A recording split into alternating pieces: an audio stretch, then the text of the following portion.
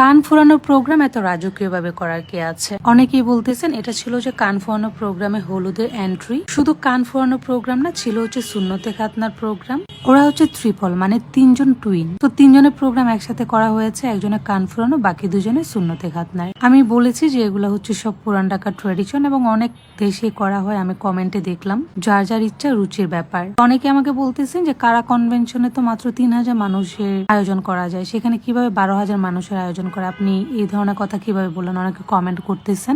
আসলে আমি ব্যাপারটা ক্লিয়ার করে বলতে পারিনি, এটা আমার একটু মিস্টেক হয়েছে বলাতে। কারা কনভেনশনে আসলে 2500, 2000 বা সর্বোচ্চ 3000 মানুষ অ্যারেঞ্জ করা যায়, এর বেশি করা যায়। আমি আসলে বলতে চাচ্ছিলাম যে 7 দিনের প্রোগ্রাম মিলিয়ে প্রায় 12,000 মানুষের অ্যারেঞ্জমেন্ট করা হয়েছে সব মিলিয়ে। বাট মেইন প্রোগ্রামে হচ্ছে 2500, প্রায় 2500 মানুষ অ্যারেঞ্জ করা হয়েছে হয়তোবা। বাট সব মিলিয়ে আমার কাছে মনে হয়েছে যে 7 দিনের প্রোগ্রামে সব মিলিয়ে আপনার প্রায় 12,000 মানুষের অ্যারেঞ্জ করা হয়েছে। সো আর এটা ছিল হচ্ছে হলুদের প্রোগ্রাম। সো আপনাদের শখ হলে আপনারাও করতে পারেন।